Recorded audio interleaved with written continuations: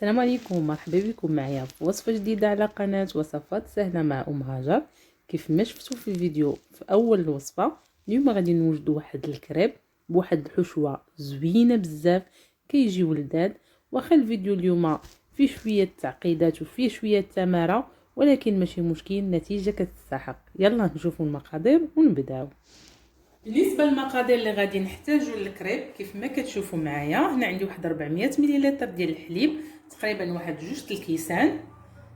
هنا 200 غرام ديال الفورز، معلقه كبيره ديال الزبده، 2 بيضات، ونص معلقه صغيره ديال الملحه، ونص معلقه صغيره ديال البصل. اذا هادو هما المقادير، نمشيو نشوفوا الطريقه ونبداو على بركه الله. اول حاجه غناخذوا البيض،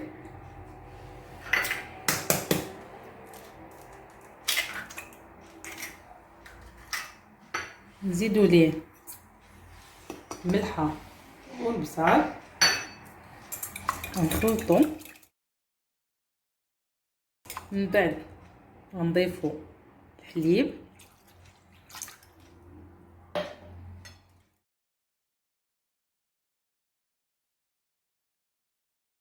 وغنضيفو الفورز.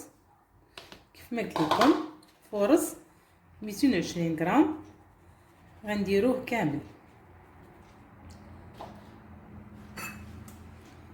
نحركو.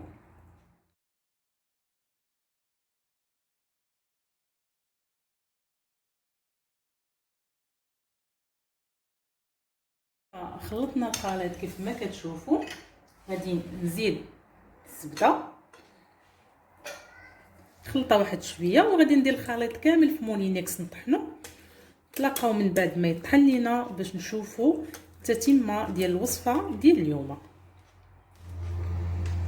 الخليط ها هو طحنتو كيف ما كتشوفوا، ملي كيتطحنوا لي العناصر كاملين حتى ديك الزبده ما كتبقاش باينه.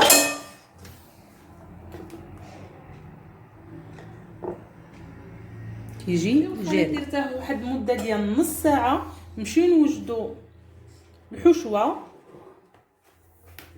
بما ساليناها وطيبناها. غيكون خليط ارتاح واجد باش نطيبوا الكريب. بالنسبه للحشوه غادي نحتاجوا بصله مشلطه، كفته، شعريه صينيه، شويه ديال الفلفله مقطعه بحال العطريه. حنا غادي نشوفوها نكونوا كنطيبوا. اول حاجه غادي نديروها هي الشعريه الصينيه، يعني حنا كنا عارفين كيفاش كطيب.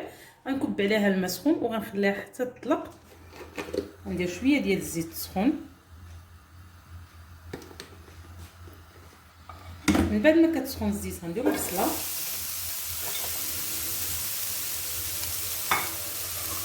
شويه ديال الملحه، شويه ديال البزار،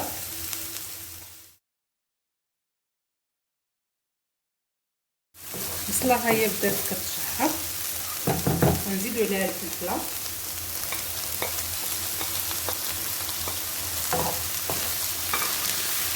وغادي نخليهم حتى يتشحروا بجوج. من بعد ما كتشحر البصله والفلفله غادي نزيدو الكفته، وغادي نخليوها طيب.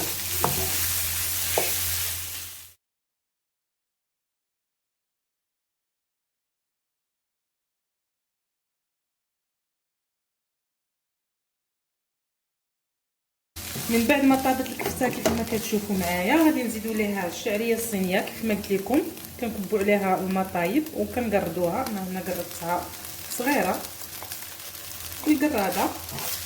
غادي نخلطوا كلشي. بالنسبه للحشوه كيف ما قلت لكم غادي نزيدوا ليها شويه ديال السكنجبير، شويه ديال السودانيه، شويه الخرقوم والربيع.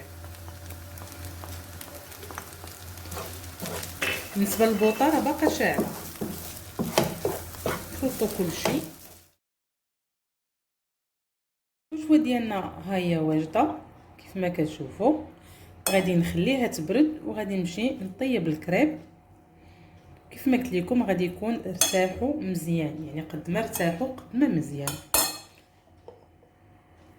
المقله غنديروها تسخن، من بعد غناخدو واحد الكميه ديال الخليط ديال الكريب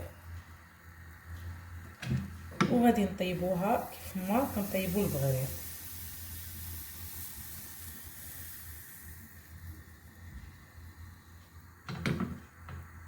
غنخليوها تطيب لينا من التحت، غتبان لينا شدات في راسها وما بقاش الخليط جاري، وغادي نقلبوها باش طيب على الوجه الثاني.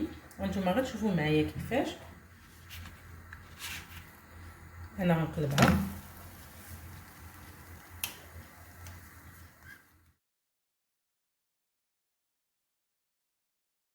الا شفتوا يعني الكريب كنطيبوه على هاد الطريقه. اذا ها هي طابز، دابا غنكملوا بنفس الطريقه.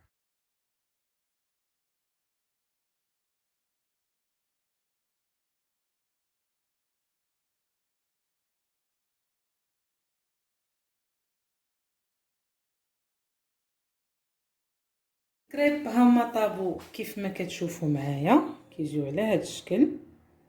الحشوه خليناها حتى بردات. دابا غادي نحتاجو فرماج، هنا فرماج ديال الساندويشات، بيض ديال البيض، لا شابور، بيضه، فورس. دابا غندوزو نشوفو اخر مرحله اللي غنوجدو عليها الوصفه ديال اليوم.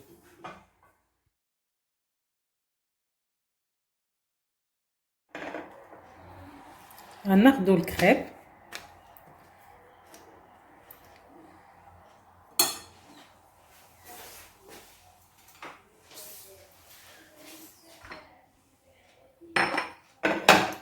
نحاولوا ندهنوا الجناب بالبيض ديال البيض، يعني حنا كندهنوه باش يلصق لينا يعني ما يتحلش.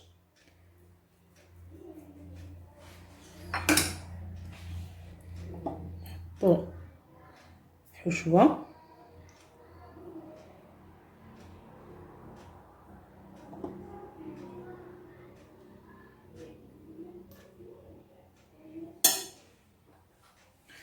ناخذ فرماج،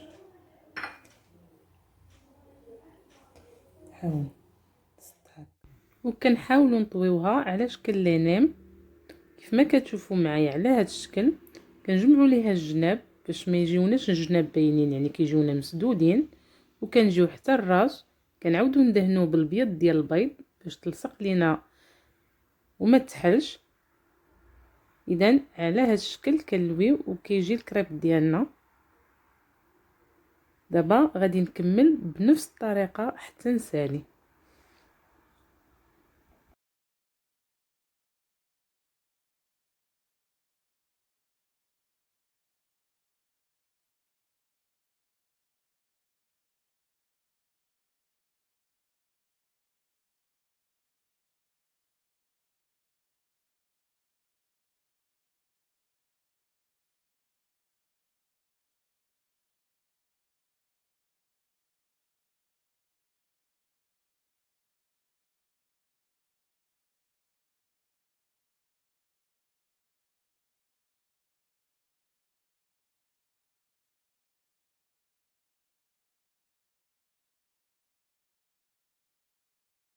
ها حنا لويناهم، دابا غندوزو لاخر مرحله، هي غناخدو وحده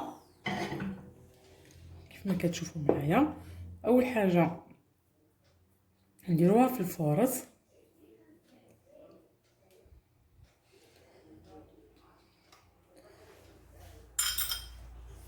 من بعد غنغصوها في البيض، نهزوها وغنديروها في لا شابيو.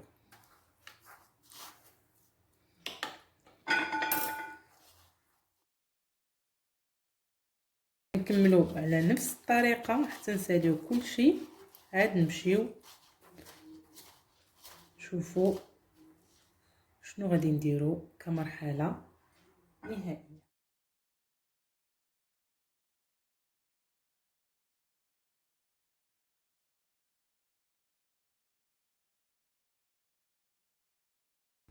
المرحله النهائيه اللي بقات لينا في الفيديو ديال اليوم هي اننا نقليو الكريب. كيف ما كتشوفوا معايا غنسخنوا الزيت، يعني نحاولوا الزيت ما يكونش بواحد الكميه كبيره. من بعد ما كيسخن كنحطوا الكريب، كنخليوه يتحمر، كنقلبوه. يعني فاش كيبان لينا تحمر على الجهه كنقلبوه على الجهه الاخرى حتى كيتحمر لينا كامل. غير هو راه الكريب ما غاديش ياخذ لينا وقت بزاف باش يتقلى، حيت راه كلشي طايب، الكريب طايب، الحشوه طايبه.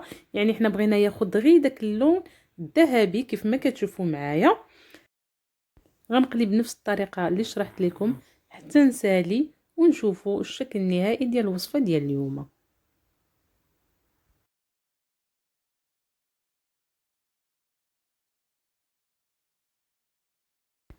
الفيديو ديال اليوم سهله، وصفتنا ها هي وجدات. هذا هو الشكل النهائي ديالها.